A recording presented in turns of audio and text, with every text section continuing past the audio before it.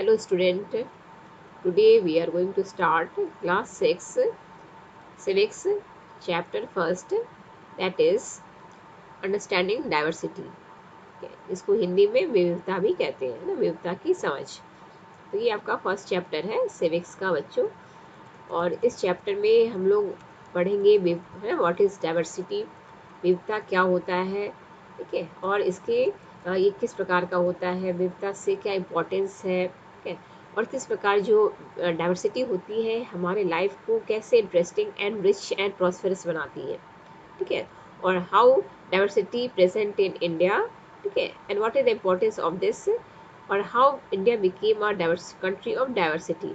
तो इस चैप्टर में हम लोग डाइवर्सिटी के बहुत सारे जो है ना उसके फॉर्म्स के बारे में चर्चा करेंगे, उसके ऊपर विचार करेंगे कि वह होता क्या है।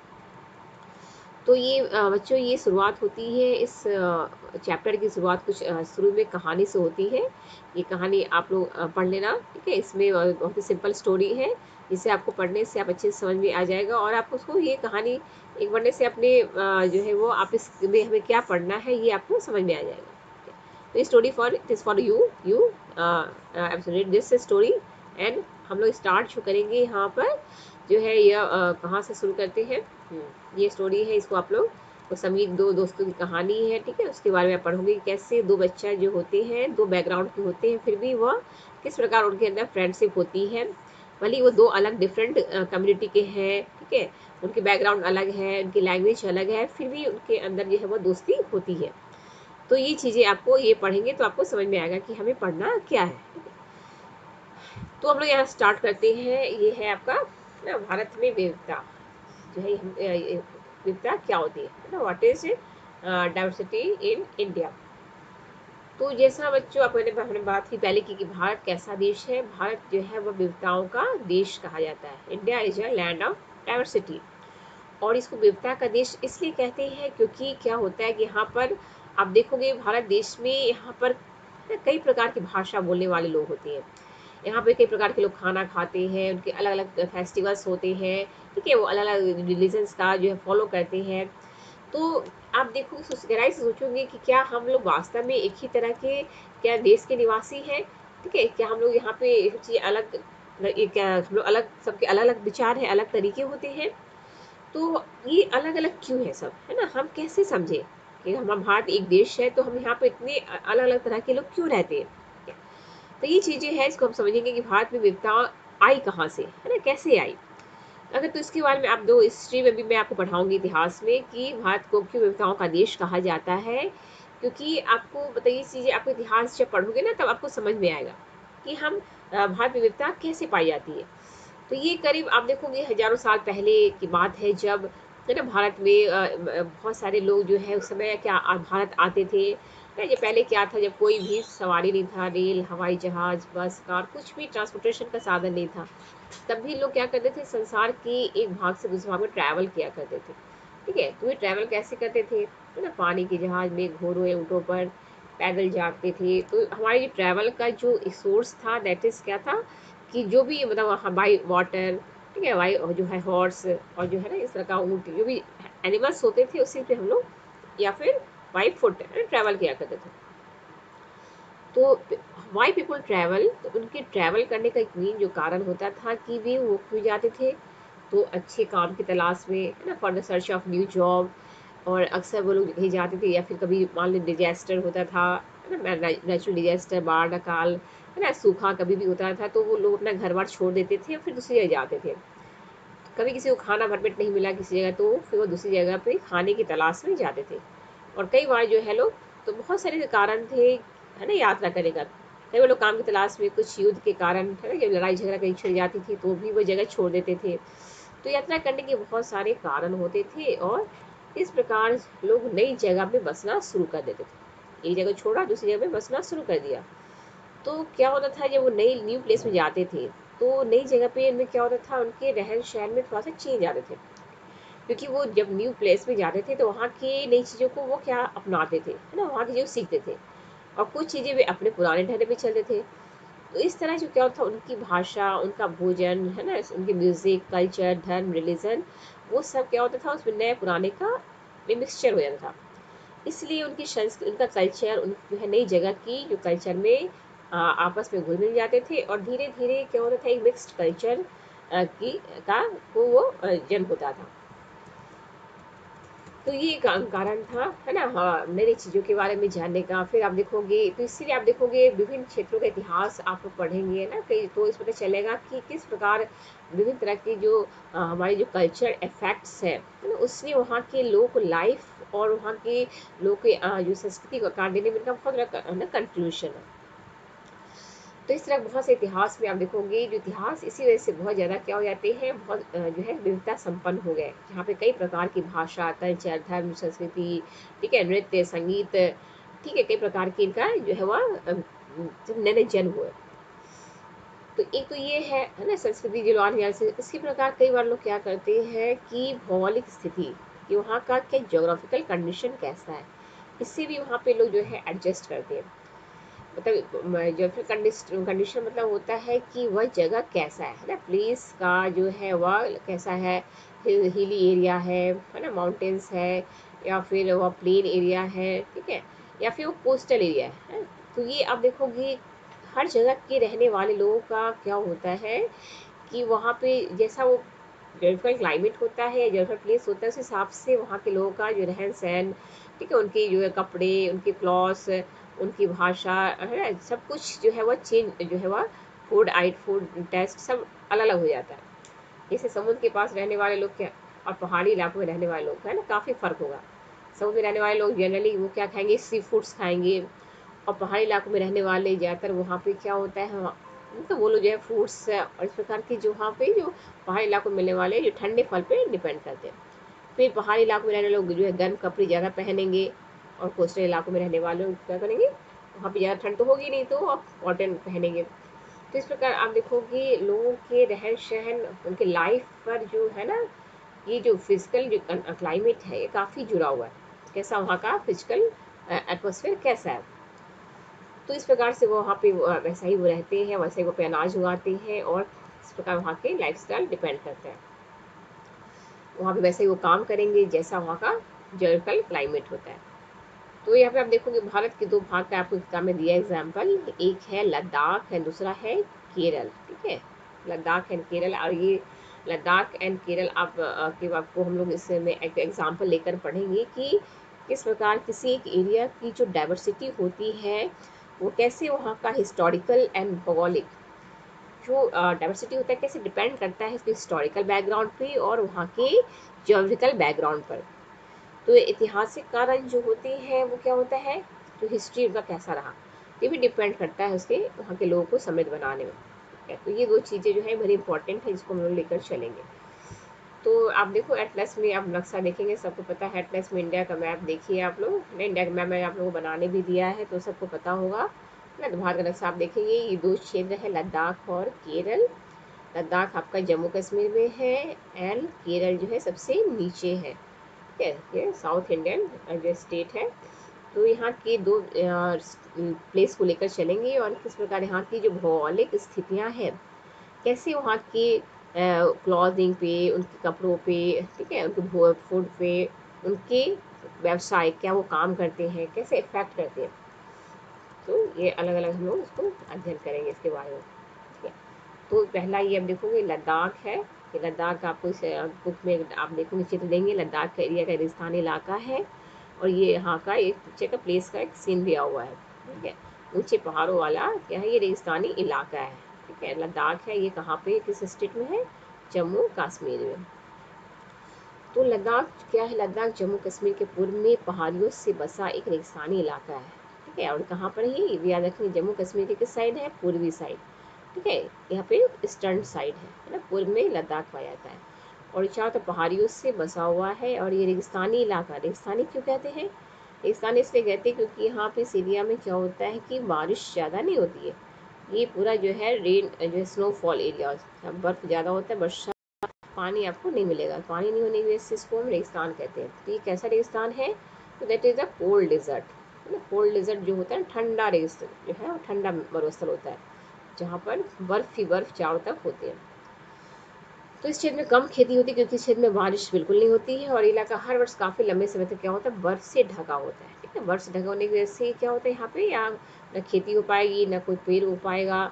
और दोनों की मतलब पानी के लिए यहाँ पे काफ़ी जो लोग को, यहाँ पे रहने वाले लोग को पानी के लिए गर्मी के महीनों में पिघलने वाली बर्फ पर निर्भर रहना पड़ता है, या ठंडों में ये लोग बर्फ को पिघला करके पानी बनाते हैं, है ना, आग से गर्म करके बर्फ को पिघला करके पानी का इस्तेमाल करते हैं। तो यहाँ पे बहुत ही जो है क्या कहते हैं, लोगों के जीवन बहुत ही क्या होता है, कठिन होता है, बहुत हार्ड होता है, बहुत स्ट्रगल करते हैं लोग यहाँ पे रहने वाले। इसके अलावा यहाँ के लोग खास भी इसकी बकरी है ना, बकरी जो होती है गोट कहते हैं, इसका नाम क्या है, पश्मीना। ठीक, उससे पश्मीना ऊन निकालते हैं। ये जो ऊन होता है काफ़ी एक्सपेंसिव होता है और इससे ये लोग शॉल वगैरह बनाते हैं और इस वजह से काफ़ी ये महंगा शॉल होता है। तो लद्दाख के लोग बड़ी सावधानी से यहाँ पाए जाने वाले भेड़ है ना, यहाँ पे क्या पाया जाता है, शिप पाए जाते हैं, गोट पाए जाते हैं।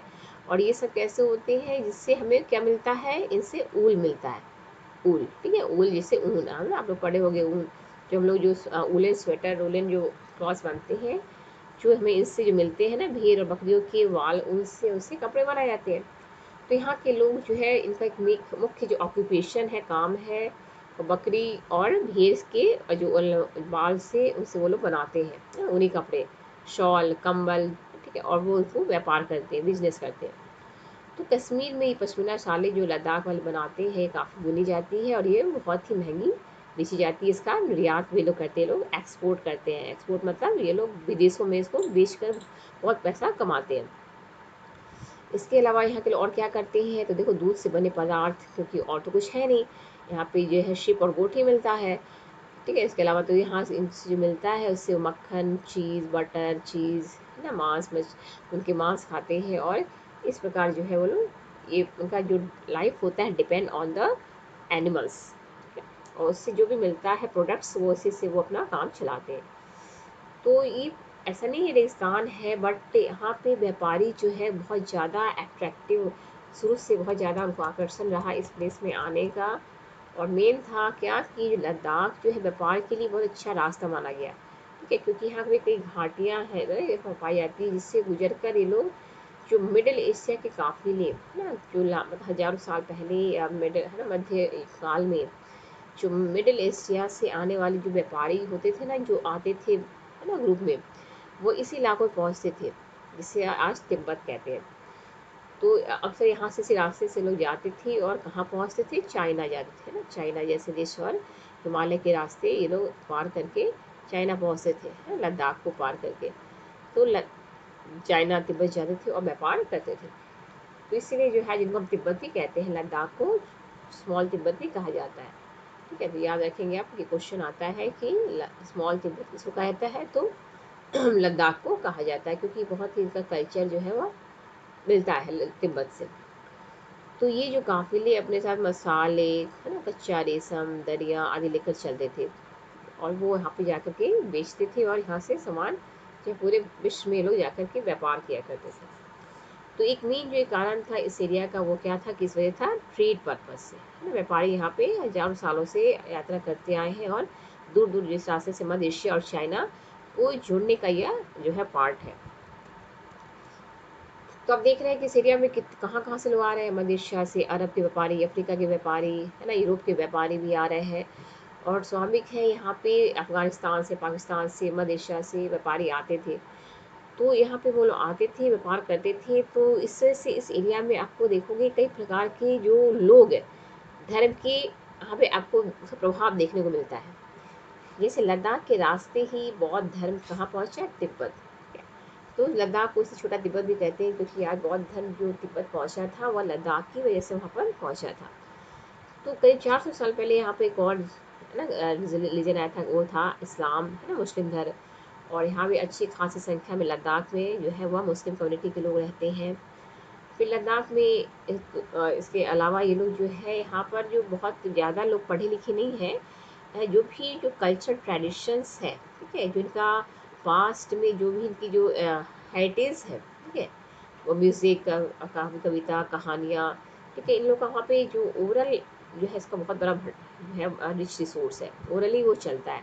ओरल मतलब कि यहाँ कोई लिखित ऐसा कुछ इनकी परंपराएं नहीं है, बहुत सारी जो किस्से, कहानियाँ, गाने, कविताएँ वह है ना मौखिक रूप से एक पीढ़ी से दूसरी पीढ़ी तक वो है काफ़ी प्रचलित होता आया। इस तिब्बत का एक और वहाँ पे एक ग्रंथ है बहुत इम्पोर्टेंट जिसका नाम केसर सागा, याद रखेंगे आप, है ना, लद्दाख में काफ़ी प्रचलित है। और इसको है ना स्थानीय रूप से मुसलमान बौद्ध दोनों ही लोग आते हैं पर नाटक में खेलते हैं। तो लद्दाख के बारे में कुछ इम्पोर्टेंट जो चीज़ है वो आप याद रखना। नेक्स्ट है केरल। ठीक है, केरल के बारे में थोड़ा देख ले कहाँ है। तो केरल आप देखो, चलो दक्षिण में, दक्षिण पश्चिमी कोने में बसा हुआ राज्य है और एक तरफ से समुद्र से घिरा हुआ है और दूसरी तरफ कहाँ से, पहाड़ियों से घिरा हुआ है।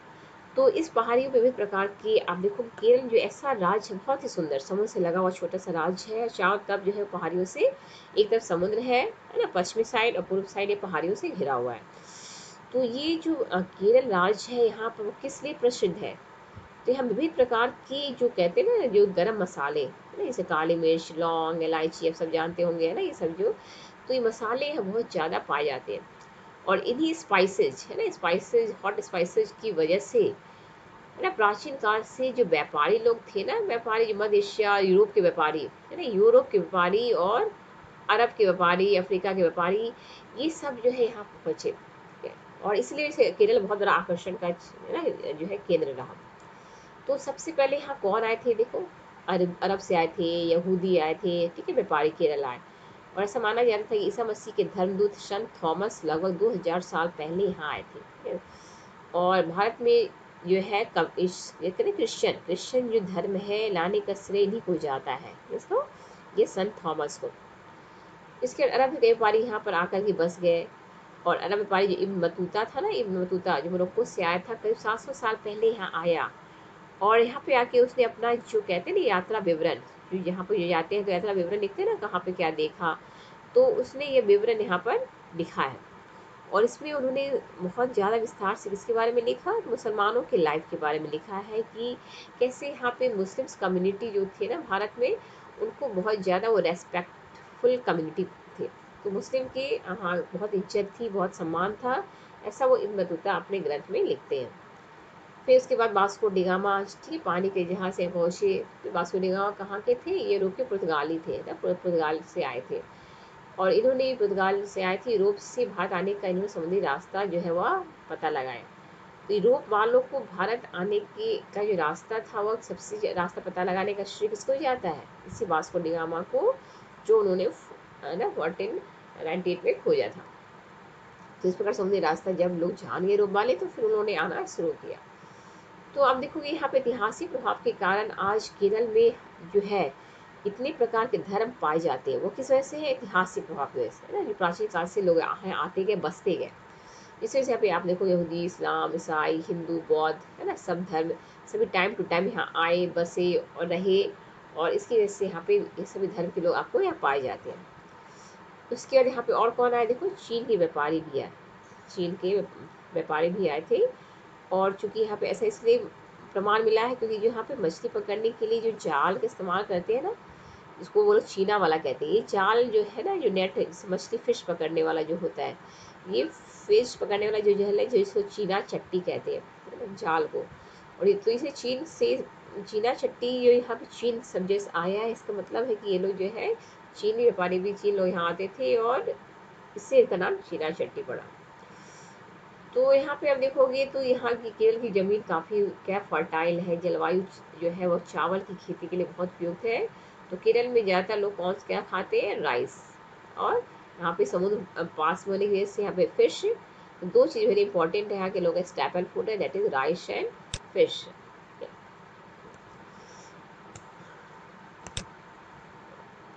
अब आगे चले हम लोग, देखो ये अपने सकते केरल में जो है एक त्यौहार है, केरल में मनाए जाने वाला त्यौहार, किसका पिक्चर दिया हुआ है, ओनम।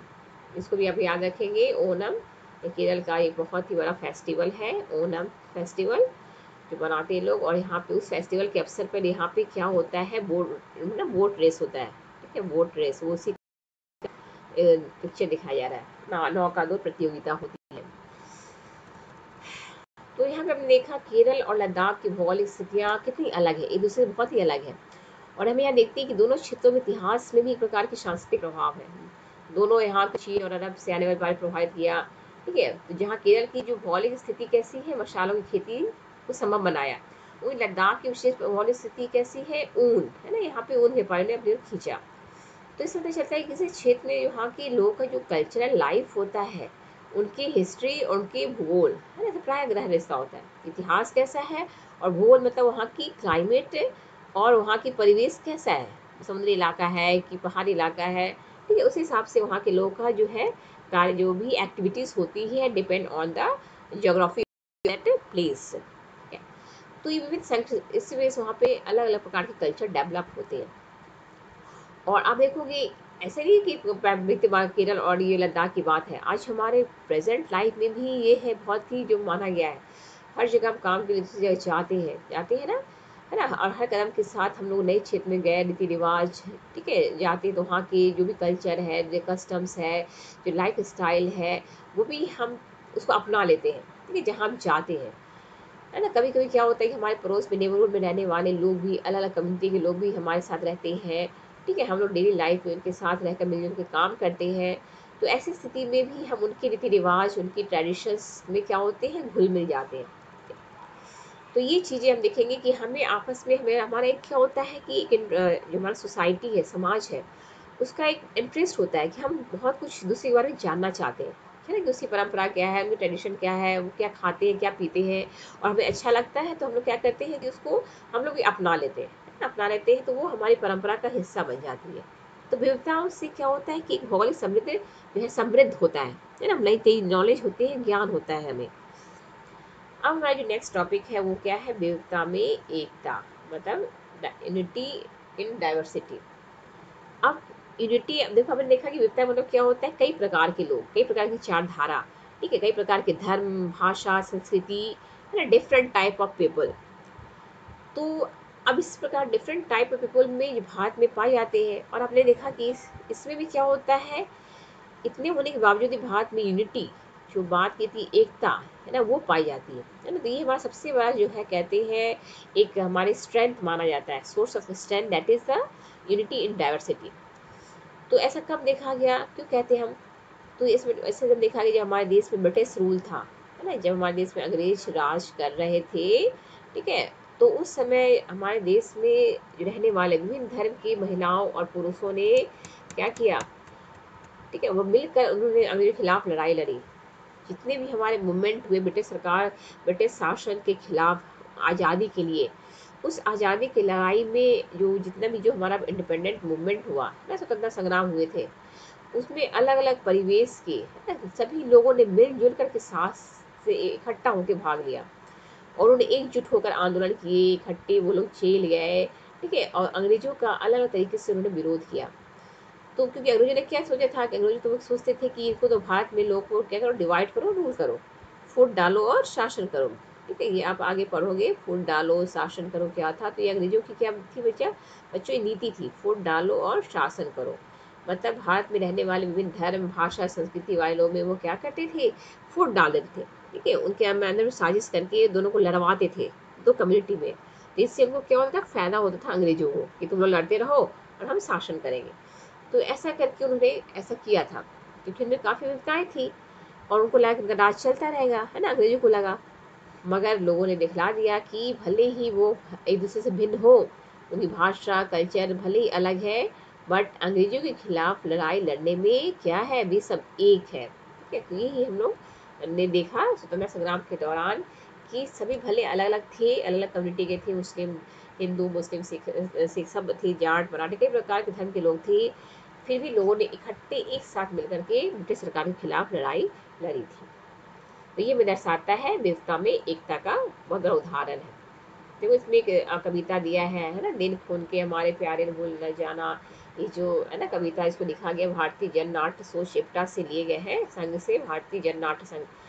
तो इसमें जो ये जो कविता पढ़ी गई लिखी गई है वो किस अवसर पे लिखी गई है, देखो तो ये जो लिखा हुआ है ना, ये जो उस समय की घटना है, जब ये आप देखोगे, ये जो पिक्चर दिख रहा होगा आपको, अ, ये स्वतंत्रता दिवस के ये जालियांवाला बाग जो है हत्याकांड हुआ था ना, उस अवसर पर ये गीत लिखा गया था, ठीक है, ये गीत लिखे गए थे ना, ये लिखे गए थे जब हमारे देश में घटना घटी थी ब्रिटिश राज में, 13 अप्रैल, याद रखोगे ना बच्चों को, 1919 को, जालियांवाला बाग हत्याकांड, जालियांवाला बाग हत्याकांड।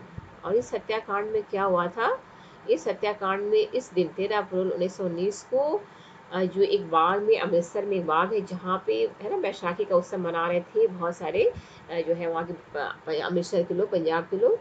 तो अंग्रेजी जो वहाँ पे जनरल था, जनरल डायर है ना, वो एक बाग में हो रहा था उत्सव, हो रहा मना रहे थे लोग, फेस्टिवल मना रहे थे बैसाखी का। तो हजारों लोग वहाँ पर क्या थे, जमा थे। तो ये जनरल आया ओडायर, और उसने दरवाजे पे ना, एक ही गेट था, और गेट पे वो खड़ा हो गया अपनी तोप और गोलीबारी के साथ और अपने सैनिकों के साथ, और उसने धुआंधार गोलियां चलाना शुरू कर दी। तो इस प्रकार जितने भी लोग थे वहाँ पे है ना, वो सब क्या मर गए थे, सबको उन्होंने जो है उस गोली से भून डाला। तो ये हत्याकांड कहलाती है जालियांवाला बाग हत्याकांड या जालियांवाला बाग मैसेकर। ठीक है, इसको आप याद रखेंगे, इसको आपको आगे भी पढ़ना है इस हत्याकांड के बारे में। तो इसी के अवसर पर ये गीत जो है लिखा गया था उनकी याद में, जिन्होंने अपना खून बहाया। ठीक है, और आज भी ये है वह स्मारक है, कभी आप जाए तो देख सकते हैं अमृतसर में। और ये आप देख सकते हैं स्वतंत्रता दिवस के अवसर पर भाषण देते हुए हमारे जो है पंडित नेहरू है। तो आपने देखा कि कैसे जो है हत्याकांड में जो है कितने लोग मर गए थे ना, अंग्रेजों की नीति वजह से बहुत सारे लोग जो है यहाँ पे इकट्ठा हुए, जो की जान गई। और इस यह गीत इन्हीं शहीदों की याद में गाया गया था। तो स्वतंत्रता संग्राम के दौरान उभरे गीत और चिन्ह है ना, विविधता के प्रति हमारे विश्वास को दर्शाते हैं। क्या भारतीय झंडे की कहानी जानते हैं ना, ये हमारा झंडा है, ये भी इसका अपना एक इतिहास है। ठीक है, क्योंकि स्वतंत्रता संग्राम के दौरान ही जब स्वतंत्रता आंदोलन चल रहा था, तो उस समय भारतीय झंडे की भी परिकल्पना की थी, हमारा एक झंडा होना चाहिए, हमारा एक राष्ट्रीय गीत होना चाहिए।